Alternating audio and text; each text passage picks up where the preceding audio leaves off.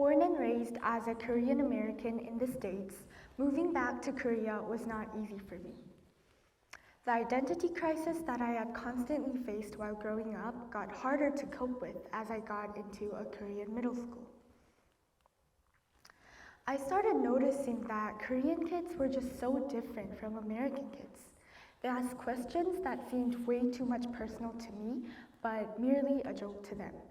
There were times when I couldn't relate to them at all, when no one said bless you, when no one waved in the hallways, and when no one laughed at my jokes, and when they would constantly dismiss the fact that I was American just because I didn't look American. I get it, it's just cultural differences, but it was hard since no one would understand me. Do I belong in Korea or in America? And if I'm both a Korean and an American, how come I don't belong to either country? Just as I was having doubts about my roots, I immersed myself in history. History was utterly amazing. I could really reflect on who I was and where I came from. History to me was more than just a school subject. It gave me a platform to stand between the dichotomy of being Korean and American. As I learned of the founding fathers and the meaning of the Star-Spangled Banner, I felt a resounding echo, a feeling that went, wow, I really do belong to this powerful nation. I'm not left out. And as I felt outraged by the injustice of the Japanese Empire, I felt that I really did care and loved Korean history and culture. If I weren't Korean, how could I feel this way? If I weren't a part of this culture, why would I be so outraged? Surely I was. History helped me overcome my identity crisis, and I promised myself to stand against Japan's wrongdoings. It was then that the 2019 Boycott Japan movement broke out. I was once again enraged by Japan's injustice. It wasn't just them imposing restrictions. They were denying my roots, my identity platform, and the soul of every Korean. I wondered if my friends were interested in this issue too. After conducting a survey, I found out that there was quite a big gap between the participation rates and actual awareness rates. Many participated in the movement, but few were interested or actually knew about the very issues related to the Korea-Japan historical relationship. Determined to bridge the gap, I started posting about the Japanese military comfort women and Tokdo on my Facebook account, since these seemed the most two significant issues relating to Japan and Korea. This was the first step to my long startup journey. However, social media for my teenage friends was a haven away from adults, away from schoolwork, and away from academies. Social media was a place where peer culture was dominant, giving off a come-and-go vibe. Therefore, my posts on historical issues were seen as too serious topics to be on Facebook and failed to attract likes. The dull attention sometimes made me feel lonely because it seemed that I was the only one interested in this issue. I kept asking myself what I could do to engage my friends. I wanted to tell my friends that history isn't irrelevant to our lives today. I kept questioning myself. What can I do to resonate action?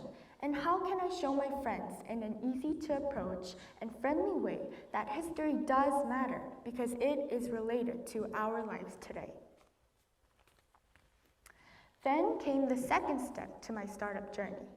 Just at the right time, a startup fair was planned to take place at my school. I was determined to make a change, so I devised Petition Eco Bags, a product that urged Japan's apology and spreads the truth about the past as my business item. The social startup for spreading historical truth, Heyu, was born. I bet you'll be puzzled of the term Petition Eco Bags, so let me explain some more. The upper part of the eco bag shown above is a design illustrating the historical facts of the Japanese military comfort women. When designing my items, I used the knowledge that I had gained while researching for my Facebook post. The lower side reads, "I, and blank space for the buyer's name, will cry justice for the Japanese military comfort women and will fight with the non-changing willingness for truth, righteousness, and peace." Alongside the eco bags, I sold pop sockets for cell phones with the same message and designs. Haeum's items allowed people to appreciate our history and participate in the petition campaign of spreading the historical truths just by carrying a bag or sticking a pop socket. Haeum means thought in pure Korean.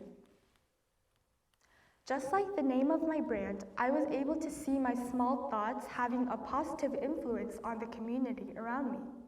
When all my items were sold at the school fair, when my friends thanked me for giving them a chance to acknowledge history, when people told me that they started to value history as an integrated part of their lives, when I would see strangers using my items at the grocery store, I knew I had done something right. I had extended my platform, history, to others' lives. History made me realize where I belonged to when I felt like I didn't. I was able to integrate into the society that I had felt lost in through my ideas and my actions. I was finally able to blend into the two cultures. I could feel comfortable in both since I could reflect my identity as both a Korean and an American. By voicing my ideas into actions, I was able to reflect my roots and awaken my identity.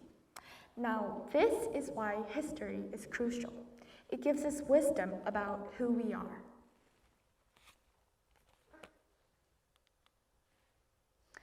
And in this age where we are facing difficulties due to people who are dishonest about history, the power of us, youth, is ever more crucial. Sure, we're not perfect. We lack experience. We lack time, money, and freedom. We lack knowledge and wisdom. We are imperfect and a bit clumsy. We are the youth. However, because of our shortcomings, we are the most vital group when action is needed. Our shortcomings allow us to do things that are jaw-dropping because we are the youth. Therefore, in order for us to take action, we should find the platform that helps us to stand up and rise. Just as history was for me, there's a platform for every single youth. We, youth, the quirkiest ones, are more open-minded to challenges and adventures. And we have the best potential to make change for a better future. Ideas and actions, no matter their size or their owner's age, can be groundbreaking.